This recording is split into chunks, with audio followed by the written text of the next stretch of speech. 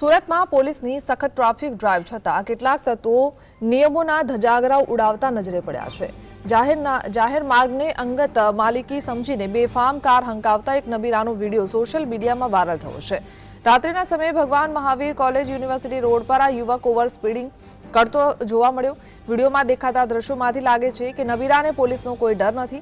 આવા બેજવાબદાર વાહન ચાલકો વિરુદ્ધ આકરી કાર્યવાહીની માંગ ઉઠી છે। સંવાદદાતા શાહિદ જોડાયા છે। શાહિદ, આ ઘટનાને લઈને શું જાણકારી? બિલકુલ जी ચોક્કસપણે એના સુરત શહેરની અંદર અવારનવાર સ્ટન્ટબાજો બેફામ બની રહ્યા છે। ત્યારે સુરત શહેરની અંદર હલદાન વિસ્તારમાં આવેલા ભગવાન મહાવીર કોલેજ પાસેનો વિડીયો સોશિયલ મીડિયા પર વાયરલ થયો છે।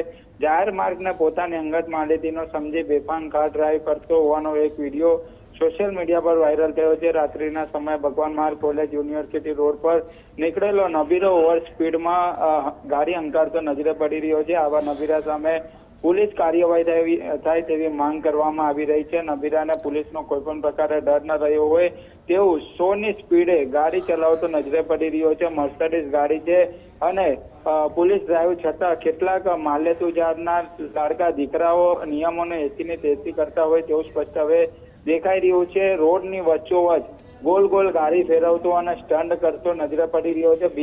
બીજા લોકોનું પણ જીવ જોખમમાં નાખતો હોય તેવું સ્પષ્ટપણે દેખાઈ રહ્યું છે। હાલ વિડીયો વાયરલ થયો છે। હલદાન પોલીસે ગાડીના આધારે તપાસ શરૂ કરી દેવામાં આવી છે અને આ નબીરા સામે કાયદાનો પાઠ ચોક્કસપણે ભણાવવામાં આવશે, કારણ કે પોલીસ હવે એલર્ટ થઈ ગઈ છે। જી, આભાર।